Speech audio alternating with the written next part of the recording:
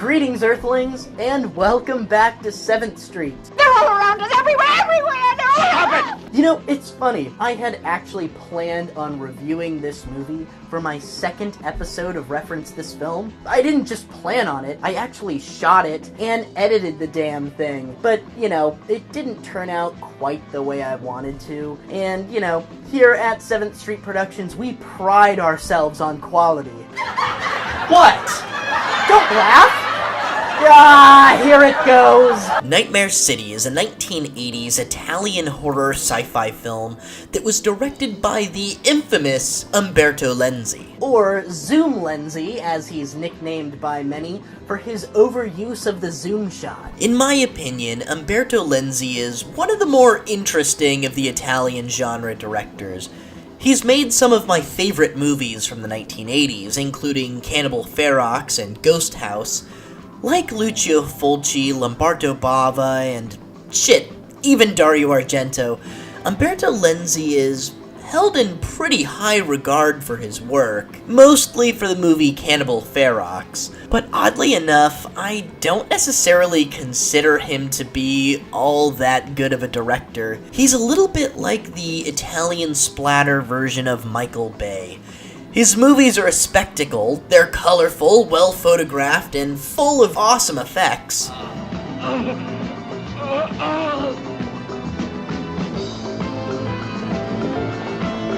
That being said, Nightmare City is my favorite of Umberto Lenzi's films. But why? Well, let's take a look. The trouble begins when an unmarked Lockheed C-130 military plane makes an emergency landing at a small European airport. Awaiting the mysterious plane are the Italian armed forces and an American reporter, played by the man, the myth, the legend, Hugo Stiglitz. Ah, yes, Hugo Stiglitz, the famous Mexican soap opera star. You see, Nightmare City was produced by an Italian company, an American company, and a Mexican company. It was the Mexican producers that insisted on a Mexican leading man. Anyhow, the plane doors open and out pour dozens of zombies, and holy shit, they've got weapons.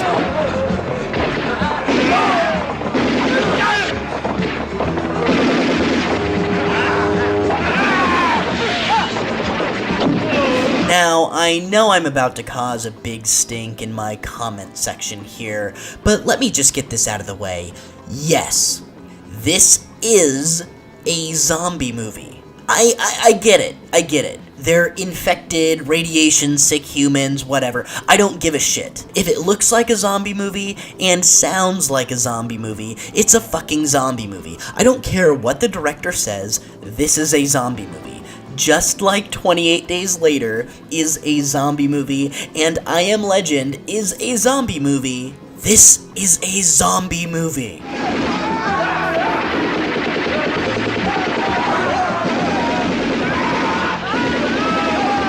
Back to the story. Hugo Stiglitz manages to escape from the carnage. He heads to a local television station so that he can warn the public, but he's unfortunately stopped by the General of the Civil Defense and told to pretty much keep his mouth shut. But I am a journalist. My job is to keep the public informed. Mr. Miller, listen to me very carefully. Something very serious has happened at the airport.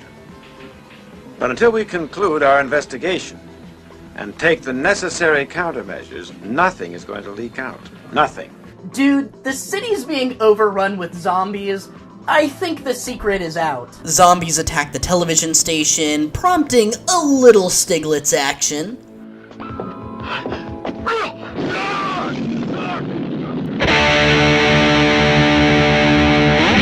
But ultimately, they force our hero to flee to the hospital so that he can find his wife. Unfortunately, the zombies have already started to overrun the hospital.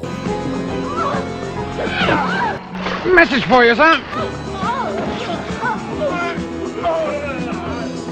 Honestly, these scenes in the hospital are actually genuinely frightening. I really think that these moments are the highlights of the film. The general meets with several military scientists at a hidden bunker, where they determine that the zombies are contaminated, highly radioactive humans whose skin and blood tissue have mutated. Question. If these things are highly radioactive, contaminated material, do you think it's a good idea to be in a small, closed-off room with no protective gear? Our hero, Mr. Stiglitz, and his wife, Anna, manage to escape from the city as it descends into chaos. Assuming that these creatures are actually vampires, the couple has the bright idea to take refuge in a church that rests just on the outskirts of the city. Thank the Lord, Father. We were really hoping...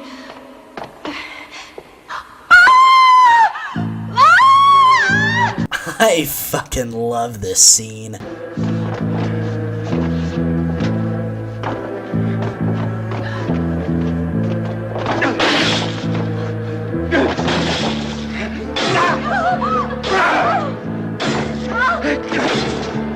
The climax of this film is actually pretty freaking cool.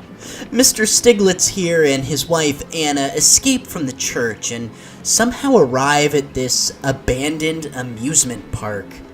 Our heroes then manage to arm themselves with submachine guns, and a battle with the living dead ensues.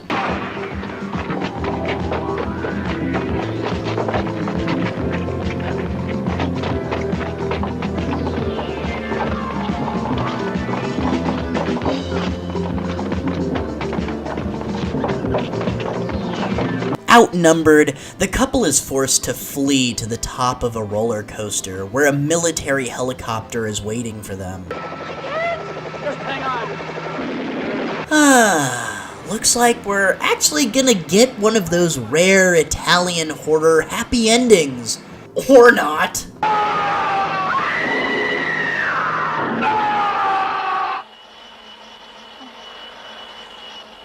What is it, Dean? What's wrong? Yep. It was all a dream. Or was it? A lot of people despise this ending, claiming that it ruins the entire movie for them. I don't really see it that way. I hold a special place in my heart for this movie. I first saw it under its alternate title, City of the Walking Dead. I was in 6th grade when my friend Josh and I rented it on VHS at the local Hollywood Video.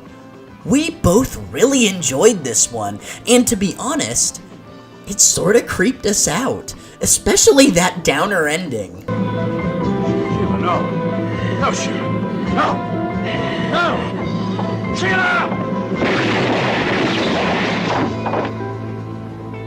Look, this movie stars the man, the myth, the legend, Hugo Stiglitz. Why doesn't anyone reference this film? My heart feels like it's bursting. Why, God, why don't they hear us? Somebody help us!